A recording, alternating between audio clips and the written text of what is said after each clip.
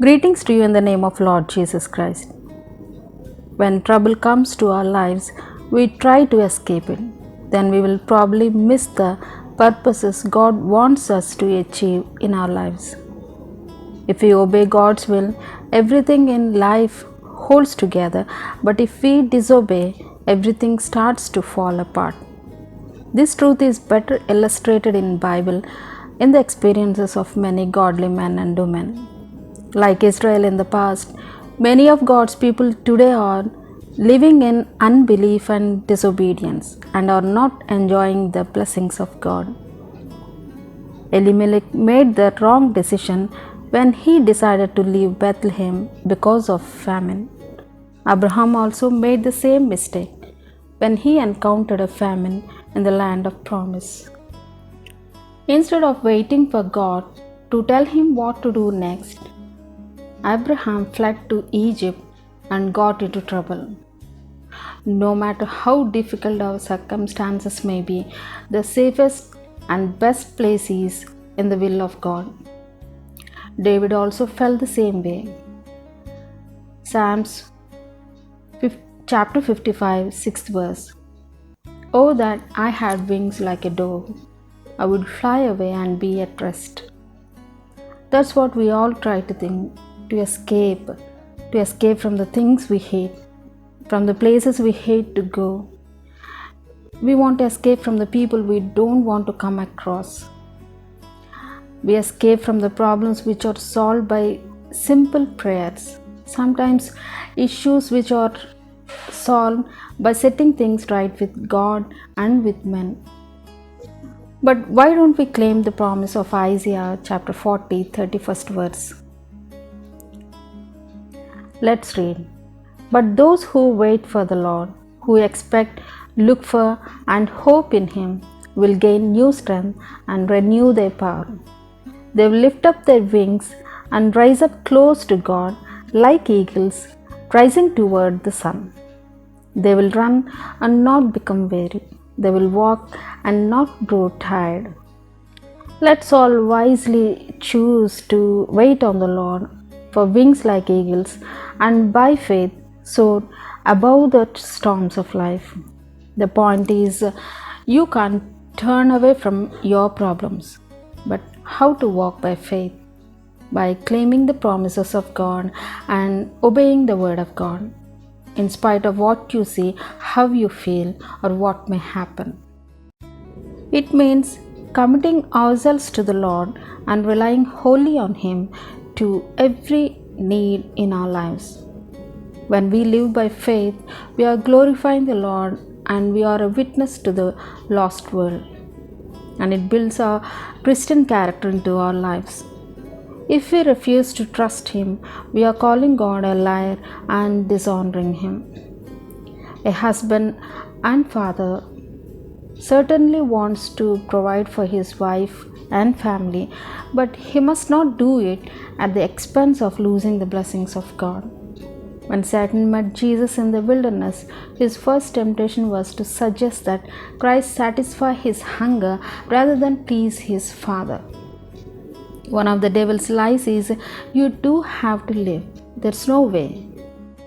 According to Acts 17 chapter 28th verse, it is in God that we live and move and have our being, and He is able to take care of us. Look at Psalms 37 chapter 25th verse. I have been young and now I am old, yet I have not seen the righteous forsaken or his descendants begging bread. David's witness is worth considering. There are sad consequences if we run from the trouble instead of depending on the Lord for help and confronting them. But it's not always easy to trust Him. That's why a father who came to Jesus for his son's healing prayed, I do believe, help me overcome my unbelief. Such a simple prayer can be offered and you will certainly get some help. Let's look at Abraham's life.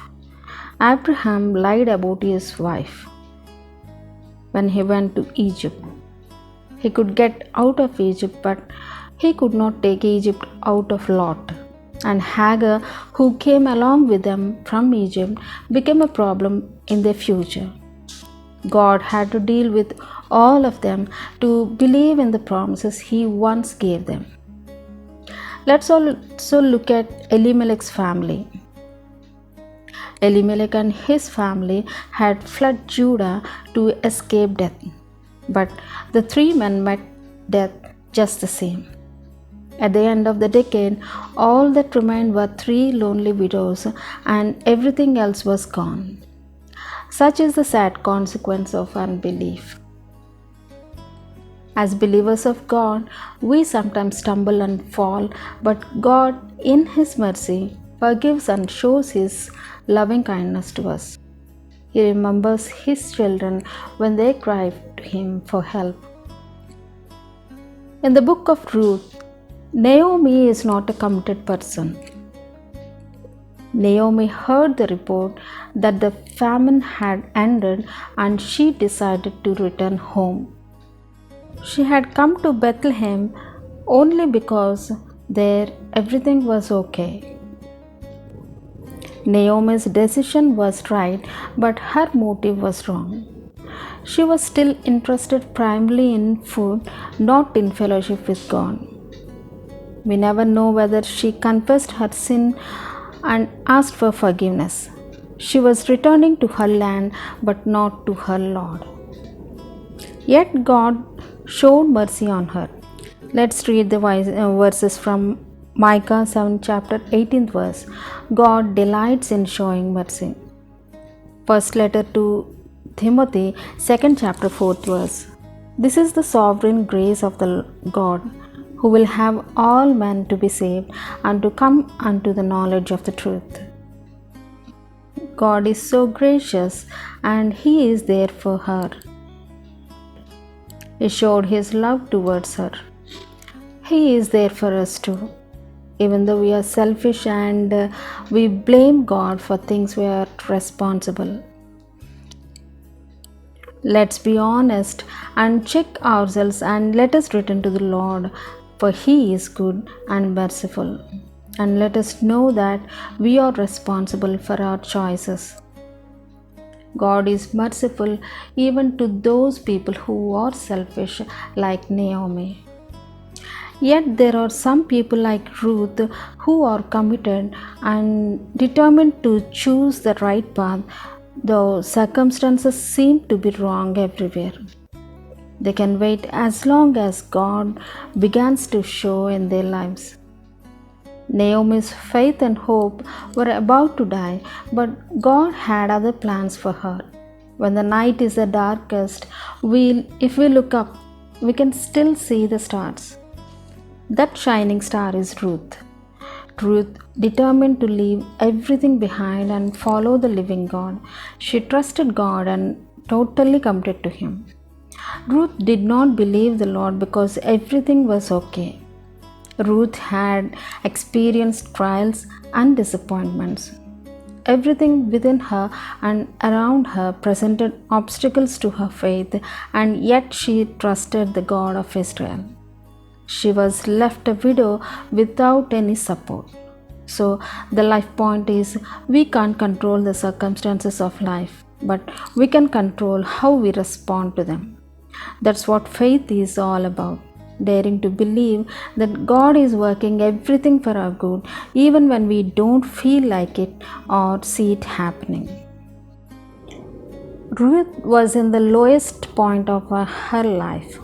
Only 2 widows were left with none to take care of them. They must do something to earn their living.